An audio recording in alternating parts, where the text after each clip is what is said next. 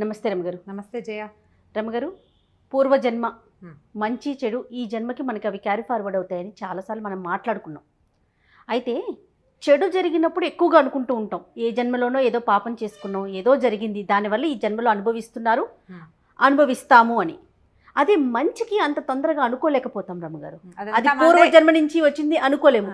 Credit మొత్తం నాదే, పక్కన వాళ్ళకి కూడా వెళ్ళొద్దు కనీసం. అలాంటి ఆలోచన ఉంటుంది కదా. జనరల్గా చేస్తారు, కానీ మన తాలూకు సుఖ దుఃఖాలు ఎక్కువ భాగం మనం ముందు నుంచి తెచ్చుకున్నవే ఉంటాయి. ఇప్పుడు చేసే క్రియలు, ఆలోచనలు అవి ఈనాటివి. కానీ మనకి ఏదైనా చాలా ఇబ్బందికరమైన పరిస్థితి, మరణాలు లేదా అనారోగ్యాలు, అవన్నీ కూడా పూర్వజన్మ నుంచి క్యారీ ఫార్వర్డ్ అవుతాయి ఖచ్చితంగా. ఇప్పుడు ఇవాళ మనం పుట్టాం జయ, ఇంతకుముందు మనం ఉన్నామా? అనుకుంటాం, ఉన్నామేమో, ఎక్కడో పుట్టుంటామేమో. అదే, అక్కడ ఏం చేసి ఉంటాం? అసలు ఎలా పుట్టామో తెలియదు కదా రమ్మగారు. అక్కడ ఎలా పుట్టామో తెలీదు, ఏం చేసామో మనకి తెలియదు. కానీ ఇప్పుడు పుట్టేశాం మనం. ఆ ఏం చేసామో నీకు నాకు తెలియదు, కానీ మన చుట్టూతా కొంత ప్రపంచం ఉంది మనమే కాకుండా. వీటిని మనం ఏమంటాము? పంచభూతాలు అంటాం. పంచభూతాలనే పృథివ్య తేజో వాయురాకాశాలు. అవును, మనం మామూలుగా చెప్పుకునేటిది నిప్పు, నీరు, భూమి, ఆకాశము, గాలి. ఈ 5 వీటితో పాటు ఎప్పుడు ఉండేవాళ్ళు సూర్యుడు, చంద్రుడు, వీళ్ళు 7. దీంతో పాటు మనసు అనేది ఒకటి ఉంటుంది. అది చూస్తూనే ఉంటుంది. అది మనతో పాటు ప్రయాణం చేస్తుంది. ఈ గుంపంతా ఉంటారు. ఓకే. ఇప్పుడు మనం మరణించిన తర్వాత మనం మళ్ళీ పుట్టాం, ఇవే ఉంటాయి కదా మన చుట్టూతా. ఇప్పుడు నేను కొత్త ముఖంతో పుట్టానని భూమి ఆకాశాలు మారిపోవు, పంచభూతాలు మారిపోవు. అవే పంచభూతాలు అలానే ఉంటాయి. మనసు కూడా ఉంటుందంటారా మళ్ళీ జన్మకి? ఉంటుంది, అది ప్రయాణం చేస్తుంది. కానీ దాని తాలూకా విషయాలు మనకు తెలియదు, ఏవీ తెలియవు. ఒక్క టింట్ లాగా ఉంటుంది. ఉంటుందా రమ్మగారు? ఖచ్చితంగా. పంచకోశాంతర అంటారు వాటిని. అమ్మవారిని పంచకోశాంతర స్థిత అని చెప్తారు. 5 కోశాలలో ఉంటుంది అమ్మవారు అని. వాట్లల్లో ఒక్క కోశం, శరీరము పంచకోశాలతోటి నిర్మించబడి ఉంటుంది. ఒకటి జీవుణ్ణి అనుసరిస్తుంది, అది కూడా ఏంటంటే పూర్తి స్థాయిలో అనుసరించదు, సూక్ష్మ రూపంలో అనుసరిస్తుంది. అందువల్లనే ఇంట్లో ఎవ్వరికీ లేని సంగీతం ఒక పిల్లకి వస్తుంది. అవును, కుటుంబంలో లేదు అసలు. వాళ్ళ కుటుంబంలో అందరూ నిరక్షరాస్యులే. ఒకడు ఐఏఎస్ అయిపోతాడు. సాధారణ కుటుంబంలో ఉంటారు, రోజు గడవని పరిస్థితుల్లో కూడా మీరు అన్నట్లుగా మంచి పరిస్థితుల్లోకి వెళ్ళిపోతారు వారు. ఒక మహాద్భుతమైన కుటుంబం ఉంటుంది. ఒక్క దౌర్భాగ్యపు మనిషి ఒకడు ఉంటాడు. వాడికి చదువు సంధ్య ఉండవు, నానా రకాల దురభ్యాసాలు వాడికే ఉంటాయి, సప్తవ్యసనాలు వాడికే వస్తాయి. అమ్మా నాన్న, తాత, మామ అందరూ అఖండమైన వాళ్ళు, మంచివాళ్ళు, గొప్పవాళ్ళు, సమాజంలో పేరెన్నిక కలిగిన వాళ్ళు. ఒకడు తన కర్మవశాత్తు అప్పుడు చేసినటువంటి సత్కర్మల వల్ల ఈ కుటుంబంలో జన్మిస్తాడు. కుకర్మల వల్ల అతను ఏ వ్యసనాలతో అక్కడ ఇచ్చేశాడో అదే వ్యసనం ఇక్కడ అనుభవించాల్సి వస్తుంది. ఇది తప్పదు. సో ఇప్పుడు మీరు చెప్పిన దాన్ని బట్టి మంచికైనా చెడుకైనా గత జన్మ అనేది ఒక లైన్ మన వెనకాల ఉంది అంతే. దాన్ని మనం రెండిటికి గుర్తుంచుకోవాలి. అందుకని మనకి ఇప్పుడు ఏం చెప్తారు? సత్కర్మలు చెయ్యి, సరైన పని చెయ్యి, లేకపోతే ఇది నీ వెనకాల పడి వస్తుంది. నువ్వు మంచి పని చేస్తే నీ వెనకాల వస్తుంది, నిన్ను మంచి దారిలోకి తీసుకెళ్తుంది. అవును, నువ్వు సరైన పని చేయకపోతే నువ్వు ఎలాగ పుడతావు? ఇప్పుడు చూడు, దేవాలయం ఇప్పుడు డబ్బులు తినేసినాడు కుక్కై పుడతాడని వింటుంటాం. మనకు తెలుసు, వింటాం అది మనం. అవును, ఇప్పుడు వీడివన్నీ తినేసినాడు, రేపొద్దున ఏం పుట్టబోతాడో అంటాం. మనకి ఈ శాస్త్రం తెలియదు, ఈ వ్యవహారం అంతా తెలియదు, కానీ ఈ మాటలు మనకు తెలుసు. ఇది ఎలాగూ జరగబోయేదే. అయితే వచ్చే జన్మ నేను చూడను కదా, అప్పుడు ఏమవుతుందో నాకు తెలియదు కదా, నేను ఏదో ఒకటి చేస్తాను, నా ఇష్టారాజ్యంగా నేను జీవిస్తాను అని కనుక నువ్వు అనుకునేటట్టయితే అది నీ ఇష్టం. కాకపోతే ఈ కలియుగంలో ఏం చెప్తారంటే, ఈ జన్మలో చేసింది ఇప్పుడే అనుభవించాల్సి వస్తుంది అంటారు. మళ్ళీ మళ్ళీ ఇక్కడ అనుభవిస్తాము, మళ్ళీ పుట్టి మళ్ళీ అనుభవించాల్సి వస్తాము ఖచ్చితంగా. దాన్ని అసలు తప్పించుకోలేము.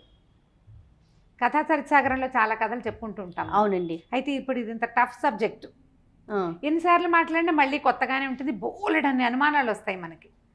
అయితే అది కదా, ఇది కదా, మరి వీడు బాగున్నాడు కదా, వాడు మంచివాడు కాదు కదా, వాడికి దెబ్బ ఎలా వచ్చింది, రకరకాల ప్రశ్నలు వస్తాయి. వాడి అంతా కూడా ముందు చేసుకున్నటువంటి కర్మ, దానివల్లనే వస్తుంది. దీనిలో అనుమానం ఏం లేదు.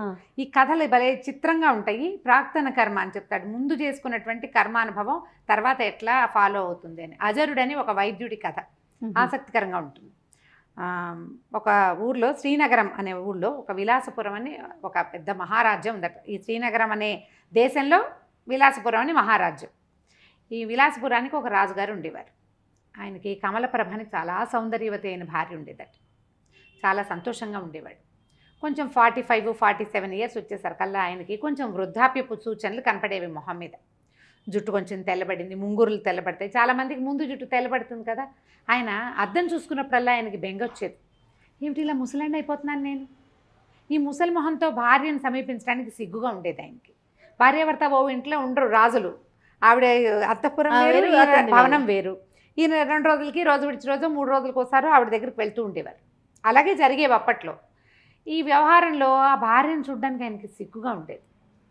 ఎవరైనా ఈ ముదిమిని పోగొట్టే వైద్యుడు దొరుకుతాడా అని ప్రయత్నం చేసేవారు.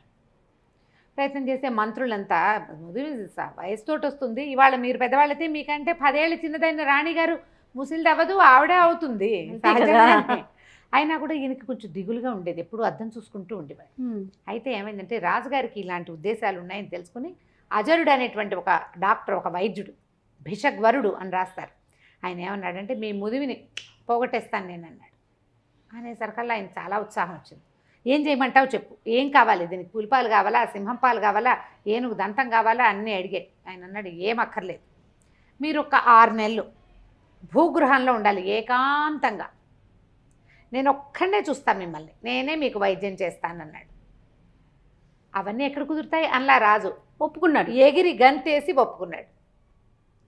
మంత్రులంతా అన్నారు ఎందుకు వచ్చిందండి, అది చాలా కష్టము, పైగా ఈ 6 నెలలు ఏకాంతంగా ఉంటూ వాడు ఏం చేస్తాడో మాకు నమ్మకం లేదంటే ఆయన ఒప్పుకోలే. భార్యకి చెప్పాడు, సైన్యాధిపతులకి, వారికి వీరికి అందరికీ చెప్పాడు, నేను యవ్వనవంతున్నై తిరిగి వస్తాను, 6 నెలల పాటు రాజ్యాన్ని బాగా చూడండి అన్నాడు. ఈ అజరుడు ఏం చేశాడు, ఈయనకి ఒక పెద్ద పాతాళ గృహం నిర్మింపజేశాడు, తన దగ్గరే ఉన్నాడు. ఈ పెద్ద రాజభవనం కింద అడుగున సెల్లార్ లాంటిది లోపలికి నిర్మించి రాజుగారు ఒక్కడే ఉంటాడు. ఒక్క సేవకుడితోటి మంచి ఈయన వస్తాడనమాట, వైద్యుడు, రాజవైద్యుడు ఒక సేవకుడు తీసుకుని రోజు వచ్చి ఆయనకి ఏవో మందులు రాసి మొహానికి పూసి ఫేస్ ప్యాక్లు అవి వేసి చేస్తాడు. ఆయన ఒక్కడే వస్తున్నాడు. 2 నెలలు గడిచినాయి. రాజుగారు అద్దం చూసుకుని ఇంకా ముసలి మొహం పడి, ఇప్పుడు ఏమైంది ఆయనకి, ఏకాంతము, ఒంటరిగా ఉండటము, రాజ్యం ఏమైపోతుందో అని దిగులు, తొందరగా యంగ్నెస్ వస్తుందో రాదో అన్న బెంగ, వీటితో పాటు రోజు రోజుకి పెరిగే వయసు ఒక పెరుగుతుంది కదా, 2 నెలలు పెరిగితే 2 నెలలు పెరిగినట్టే. ఈయన ఇంకా తగ్గట్లేదు, ఇంకా ఇదైపోతున్నాను అదైపోతున్నాను అంటే ఏమీ లేదు, త్వరలో వస్తుంది, అలా వస్తుంది, ఇలా వస్తుంది అని చెప్పేవాడు. ఈ 2 నెలల్లో ఈ అజరుడు ఏం చేశాడంటే రాజుగారంతా ఎత్తు పొడుగు ఉండి కాస్త అటు ఇటుగా మొహకవళికలు రాజుగారిలాగా ఉన్నవాడి కోసం వేటాడాడు రాజ్యం అంతా. 3 నెలలు తిరిగేసరికి ఒకడు దొరికాడు. రాజంతే ఎత్తు పొడుగు, అంతే మనిషి, అంతే లావు, తర్వాత మొహం అది దాదాపుగా అలాగే ఉంది షేపు. రాజుకి 48-49 సంవత్సరాలు వచ్చినాయి, వీడు ఒక 25 ఏళ్ళవాడు, బిగువుగా ఉంటుంది స్కిన్ అది కదా. సరే ఏం చేశాడు, 3 నెలలు తిరగగానే రాజుగారిని సంహరించి సముద్రంలోకి తోసేశాడు. ఆ ప్లేస్లోకి తను ఏ కుర్రవాడిని అయితే రాజు లాగా ఉన్నవాడిని పట్టుకున్నాడో వాడిని ప్రవేశపెట్టాడు. వాడికి ఏం చెప్పాడంటే నువ్వు రాజు అవుతావు, హాయిగా మహారాణి కమలప్రభతోటి జీవితాన్ని గడుపుతావు, ఈ రాజ్యమంతా నీది, నేను చెప్పినట్టు చెయ్యి చాలు అని చెప్పి అతన్ని లోపల ఉంచి రోజు ఒక మంత్రిని, ఒక సైన్యాధిపతిని, ఒక్కొక్కరిని, రాజుగారిలో మార్పు వచ్చింది, ఆయన కుర్రవాడిగా తయారయ్యాడు రండి అని తీసుకొచ్చేవాడు. మెల్లిగా ఈ మంత్రులు వాళ్ళ ఆనుపానులు, వాళ్ళ వ్యవహారాలు, మధ్యలో మహారాణి కమలప్రభ ఆవిడ తాలూకు చెలికత్తెలు ఒక్కొక్కళ్ళు అలవాటయ్యారు. రాజుగారిని ముట్టుకోకూడదు, బాగా వెళ్తురున్న చోట కూర్చోబెడితే ఆయనకి మొహం పాడవుతుంది, అలాంటివి చెప్పి వాళ్ళు డైరెక్ట్గా ఆయన్ని చూడనివ్వకుండా చేసాడు. 3 నెలలు గడిచేసరికల్లా ఈ జనం అందరికీ ఈ కొత్త రాజుగారు యంగ్గా అయిపోయిన, ఇప్పుడు మనమే ఒక 15 సంవత్సరాల తర్వాత, ఇప్పుడు ఉన్న మొహం 15 ఏళ్ల తర్వాత నా మొహాన్ని నేను చూసుకుంటే మనం గుర్తుపట్టలేము. అవును, గుర్తుపట్టలేకపోతాం, ఎందుకంటే చెంపలు అవి టైట్గా ఉంటాయి. 20 ఏళ్ళు 25 ఏళ్ల వయసు వేరు, 50 వచ్చేసరికల్లా డిఫరెన్స్ వచ్చేస్తుంది. ఆ ఫోటో ఈ ఫోటో దగ్గర పెట్టుకుంటే పోలిక ఒకలా ఉంటుంది, కానీ షేప్స్ మారిపోతాయి. ఎవరో అట్లా అలాగే ఉండేవాళ్ళు. ఎవరో అమృతం తాగిన వాళ్ళు ఎవరుంటారు, ఎంతో కొంత మార్పులు వచ్చేస్తాయి కదా. హెయిర్ లైన్ దగ్గర నుంచి మారిపోతుంది, జుట్టు ఊడిపోతుంది, పెరిగిపోతుంది, పక్క వెళ్ళిపోతుంది, పాపిడి పెద్దది అయిపోతుంది, చాలా. రమ్మగారు మనకి కిందటి సంవత్సరం చేసిన వీడియోలు ఇప్పుడు ఒకసారి చూడండి, ఎంత మార్పు కనిపించేస్తుందో. సహజం కదా, సహజం కదా అది. అంతే. సరే ఏమైంది, 6 నెలలు తిరిగిపోయినాయి, కొత్త రాజుగారిని ప్రవేశపెట్టాడు. ఈయన ఈ లోపల రాజుగారి లాగా నడవటం, నుంచోటం, మాట్లాడటం అన్నీ నేర్చుకున్నాడు అబ్బాయి. మంచి చురుకైన వాడు. తర్వాత చక్కగా రాజ్యాన్ని ఏలటం మొదలుపెట్టాడు. రాణి కమలప్రభతోటి హాయిగా ఉన్నాడు. ఆవిడ గుర్తుపట్ల తెలుసుకోలేకపోయింది. ఆయన 25 వయసులో ఆయన ఎలా ఉన్నాడో ఆయన ఉత్సాహవంతుడుగా ఉండటం తెలుసు. 25 కుర్రాడికి న్యాచురల్లీ ఉంటుంది. ప్రత్యేకమైనవి ఏమీ లేవు, పాత అలవాట్లన్నీ మార్చుకున్నానని ముందే చెప్పుకున్నాడు. దాంతో అన్నీ మారిపోయినాయి. కొన్ని తినచ్చు, కొన్ని తినకూడనివి. రాజుగారికి స్వీట్ అంటే ఇష్టం, స్వీట్లు తినకూడదన్నాడు ఈయన. అబ్బాయి తిండు, ఇతను కారమే తింటాడు, స్వీట్లు తినకూడదు కాబట్టి అవి మానేశాడు. అట్లా అడ్జస్ట్ చేసేసుకున్నారు. రోజులు గడిచినాయి. ఇతను ఏం చేశాడు, తన పాత స్నేహితులు ఇద్దరిని పిలుచుకొచ్చాడు. ఆ ఇద్దరు స్నేహితులకి చక్కగా 2 గ్రాము 4-5 గ్రామాలు అవి ఇచ్చి వాళ్ళని కూడా తనతో సమానంగా చేసి వాళ్ళని తన పక్కన పెట్టుకున్నాడు. ఈ అజరుణ్ణి మాత్రం వీడు మోసగాడు. చూడండి, రాజుని చంపి తనని ప్రవేశపెట్టాడు. ఆయనతో క్లోజ్గా ఉండేవాడు కాదు, కొంచెం పక్కకు పెట్టేవాడు. తెలివిగలవాడు. సరే, కొద్ది రోజులు గడిచేసరికల్లా అజరుడి కొళ్ళు మండిపోయింది. వీడేమిటి, నేను నిలబెట్టిన బొమ్మ, వీడు వేషాలు వేస్తున్నాడని ఒకరోజు నిలదీశాడు.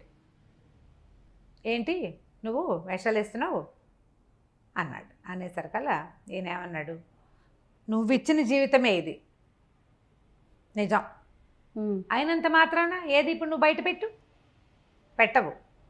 నిన్ను నాతో ఉంచుకొని నిన్ను బతికి ఉండనిచ్చాను, నువ్వు సంతోషించు, దానికి నీకు అవసరమైంది ఇస్తాను, అంతేగాని నా రాజుకి నీ చేతిలో కీలుబొమ్మగా చేసుకోవాలని చూడకు. నేను ఇవాళ ఇక్కడ ఉండటానికి నువ్వు ఉపయోగపడ్డావు అంతే, నువ్వు కాకపోతే ఇంకోటి తెచ్చేవాడు నన్ను ఇక్కడికి అనేసరికి అజరుడు ఒళ్ళు మండిపోయింది. కానీ బయట పెట్టే మార్గం తనకి లేదు. తన జీవితం వాడిని పాడు చేస్తే తను మొత్తానికి నాశనం అయిపోతుంది, అంతే కదా.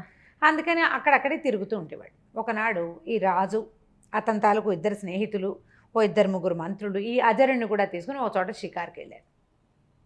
అట్లా నడిచిపోతుంటే పైనుంచి నీళ్ళు వస్తున్న ఒక చెరువులో, పైకి ఎక్కడి నుంచో ఆ చెరువులోకి నీళ్ళు వస్తాయి, బంగారు కమలాలు కొట్టుకొచ్చినాయి. అందరు కేరింతలు కొట్టారు. అయ్యో అయ్యో ఏదో పువ్వులు వస్తున్నాయి, చుట్టూ బంగారంగా ఉన్నాయని. ఈయన నీటిలోకి దూకి పువ్వులు చేత్తో పుచ్చుకున్నాడు. సంతోషించి అజరుణ్ణి అన్నాడు, అజరా, నువ్వు ఈ పువ్వులు ఎక్కడి నుంచి పుట్టుకొస్తున్నాయో అక్కడ చూసిరా అని పంపించాడు. మిగిలిన వాళ్ళంతా అజరుడిని తన మీద ఆపేక్షతో పంపించాడని భావించారు. అజరుడు తను ఏదైనా సంహరించడానికి పంపాడేమోనని భావించాడు. ఇక మరి రాజాజ్ఞ, ఒక ఒంటరిగా ఉన్నప్పుడు నువ్వు చెప్తే ఏం చేసేది ఏమిటి అన్ను, ఇక్కడ ఇంతమంది ఉన్నారు కదా, ఏం అనలేకపోయాడు. అజరుడు నడవటం మొదలుపెట్టాడు. అతను దూరంగా వెళ్ళటం చూసి వీళ్ళంతా రాజకోటలోకి వెళ్ళిపోయారు. ఈ నడిచి ముందుకు వెళ్ళిన అజరుడు చాలా దూరం వెళ్ళాక ఒక పెద్ద మర్రి చెట్టు కొసన వేళ్లాడుతున్న ఒక మానవ కంకాళం కనపడింది అతనికి. తను అక్కడికి వెళ్ళాక చిన్న మబ్బు బట్టి వాన పడింది. వాన చినుకులు కొన్ని ఈ కంకాళం మీద పడుతున్నాయి. కంకాళం మీద పడినటువంటి వాన చినుకు నీటిలో పడంగానే బంగారు పుష్పం అయిపోతాం. అబ్బా, ఆ పుష్పమే పైనుంచి కొట్టుకొచ్చి ఈ చెరువులోకి వస్తాం. నేను ఆశ్చర్యపోయాడు. ఏమిటి వీడికి, ఎవడిది మానవ కంకాళం, మనిషి కనపడుతున్నాడు, డెడ్ బాడీ, అస్థిపంజరం లాంటిది. కంకాళం అస్థిపంజరం, మానవుని అస్థిపంజరం మనకు తెలుస్తుంది కదా, దాని తల అన్నీ కనపడుతున్నాయి. ఏమిటి విషయం, ఎలా సాధ్యం అని చెప్పి ఏం చేశాడు, ఏమనుకున్నాడు, చూద్దాం ఏమవుతుందోనని ఆ చెట్టెక్కి ఆ కంకాళాన్ని నీటిలోకి తోసేసి దిగి నడుచుకుంటూ వెళ్ళిపోయాడు. మళ్ళీ వెనక్కి వచ్చాడు రాజుగారి దగ్గరికి. ఆయన అడిగాడు, రాజు, అజరా కంకాళం కనపడిందా? కనపడింది అన్నాడు. చాలా చిత్రమైన చోటు కాదు అది అన్నాడు. చాలా చిత్రంగా ఉంది, ఏమిటో ఆ ఆశ్చర్యానికి కారణం తెలియదు. నేను కంకాళం పడేస్తే ఏదైనా జరుగుతుందేమో అనుకున్నా, కానీ ఏమీ జరగలేదు. ముందు మాత్రం నేను చూశాను, దాని మీద నుంచి పడినటువంటి నీటి బిందువులన్నీ బంగారు పువ్వులు అయిపోయినాయి. అవి కొట్టుకొస్తున్నాయి, ఎటు పడితే అటు కొట్టుకెళ్ళిపోతే ఒకటి మన ఊళ్ళోకి వస్తుంది అనేసరికల్ ఇతను చెప్పాడు, ఆ కంకాళం నాదే, నా పూర్వ జన్మ అది. రాజభోగాలు ఆశించి విపరీతంగా తపస్సు చేశాను. మరణించిన తర్వాత నాకు ఈ రాజుగా ఈ రకంగా ఇలాంటి అవకాశం ఇచ్చింది విధి. నీటిలోకి తోసి మంచి పని చేసావు. నా పూర్వజన్మలో స్నేహితులే నేను తీసుకొచ్చిన నా సన్నిహితులు 2. నేను అప్పుడు చేసినటువంటి తపస్సు యొక్క ఫలితము ఇప్పుడు రాజుగా ఈ రకంగా అనుభవించేందుకు నాకు అవకాశం లభించింది. ఎవరైనా సరే వ్యక్తుల సహాయం, నేను సహాయం చేస్తేనే వీడు పెద్దవాడయ్యాడు అని చెప్పుకోకూడదు. మనం ఒక కారణం అవుతాం. వాడు ఉచ్చ స్థితిలోకి వెళ్ళాలని వాడు ఇక్కడ రాసుకుని వస్తాడు. దానికి సరిపడా క్రియ ముందు జన్మలో చేసి వస్తాడు. దీనికి వ్యాజం కారణం మనం అవుతాం. నువ్వు ఆ కారణాన్ని అయ్యావు వజరా, అంతకంటే ఏదీ లేదు. అక్కడ కంకాళం ఉందని, దాన్ని స్పృశించే బంగారు కమలాలు వస్తాయని నాకు తెలుసు. నేను చేసిన తపస్సు యొక్క ఫలితం అది అని చెప్పాడు. ఆ తర్వాత అజరుడు ఇంకా రాజుని గురించి మాట్లాడటం మానేశాడు. ఇతనికి ఏం దొరికింది? తనని నమ్మిన మహారాజుని సంహరించి ఒక కొత్త వాడికి రాజు అయ్యేందుకు అవకాశం ఇచ్చే ఇది వీడి విధి ఇది. ఆ తర్వాత అంతకుముందు మామూలు వైద్యుడు, ఇప్పుడు రాజవైద్యుడు బాగా సంపాదించుకుని హాయిగా ఉంటున్నాడు. వీడి సంపాదన ఇలా పెట్టాడు దేవుడు. దేవుడు అంటే విధి. ఇవన్నీ కూడా మనం ముందు చేసుకుని వస్తాం. అందుకు ఇప్పుడు సరి అయిన క్రియ చేయి. ఈ జీవితంలో మనకి ఏం చెప్పబడిందో, మనం ఏ ధర్మాన్ని అనుసరించాలని మన పూర్వులు పెద్దవాళ్ళు, మన ధర్మం ఏది మనకి బోధించిందో అది చెయ్యి. ధర్మేతర కార్యాన్ని చేయొద్దు. ధర్మానికి అమెండ్మెంట్స్ చాలా ఉంటాయి.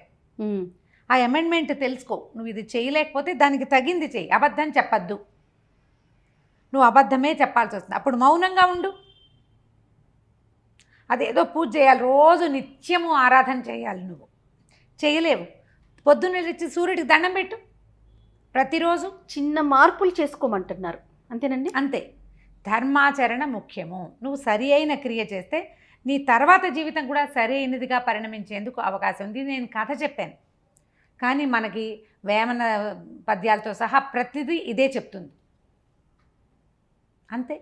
మనం ఎట్లా మధ్య దొండగింజ పెట్టాం, దొండ మొక్క పెట్టాం, దొండకాయలు కాస్తుంది. చేతి దొండ పెట్టావనుకో ఏం కాయ కాస్తుంది? కూర వండుకోగలమా మనం? చేతి దొండే కదా. అంతే కదా. సరి అయిన విత్తనాన్ని నాటితే సరి అయిన చెట్టు మన విత్తనంలో ఉంది. మనం అది సరి అయిన క్రియ చేయాలి. కుక్రియలు కుకర్మలకి వెళ్ళొద్దు. నేనే గొప్ప, వారు కొంచెం ఒక మంచి పరిస్థితిలో ఉండటానికి దానికి నేనే కారణం అని భుజాలు ఎగరేయొద్దు. భుజాలు ఎగరేయటం కూడా అనవసరమే. ఎందుకంటే వాడు అక్కడ ఉండాలని వాడు రాసుకొచ్చుకున్నాడు. నువ్వు దానికి కారణమయ్యావు. అంతే. కరెక్టే. ఆ మనిషికి కృతజ్ఞత భావం ఉండాలి కదా రమ్మగారు. వాడి కర్మానుభవాన్ని బట్టి వాడికి ఉంటుంది. అప్పుడు మళ్ళీ జన్మలో అతను అనుభవిస్తాడు కదా. వాడి కృతజ్ఞత ఉందనుకో, వాడికి సుకర్మ చేసినట్టు. లేదు, ఇదంతా నాదే క్రెడిట్, నా గొప్పతనంతో నా పూర్వ జన్మతోనే నేను ఈ పరిస్థితిలో ఉన్నాననే భావన ఉందనుకోండి, ఇప్పుడు వాళ్ళు ఖచ్చితంగా మరో జన్మలో వాడు అనుభవించాల్సిందే. అంతే. మన ఆలోచనలు, మన విధానాలు మన తాలూకు భవిష్యత్తుని, మరు జన్మని నిర్దేశిస్తాయి. వాటిని సెటిల్ చేసేవి ఇవే. బహుశా ఇలాంటివి ఉండబట్టే ఈ జన్మలో సక్రమంగా ఉండటానికి ప్రయత్నం అన్నా చెయ్యి అని చెప్తారు. అంతే కదా. అంతే. ఇప్పుడు సరిగ్గా ఉంటే కృతజ్ఞతగా ఉండు, భక్తిగా ఉండు, ధర్మపరత్వంగా ఉండు, సాధ్యమైనంత. సహాయం చేయలేకపోతే పోని బాని, కనీసం అపాయం అవతల వాడికి ఇబ్బంది పెట్టకు, అదైనా చెయ్యి. ఇబ్బంది అయినా పెట్టకుండా ఉండాలి. అందుకని ఈ కథలు చెప్పుకుంటాం మనం. ఖచ్చితంగా అండి, ఖచ్చితంగా ప్రతి ఒక్కరికి తెలియాల్సిన కథలు ఇలాంటివన్నీ కూడా. అంటే మన జీవితానికి సంబంధించిన విషయాలు కదా రమ్మగారు. అద్భుతం, చాలా బాగుందండి. నమస్తే రమ్మగారు. నమస్తే.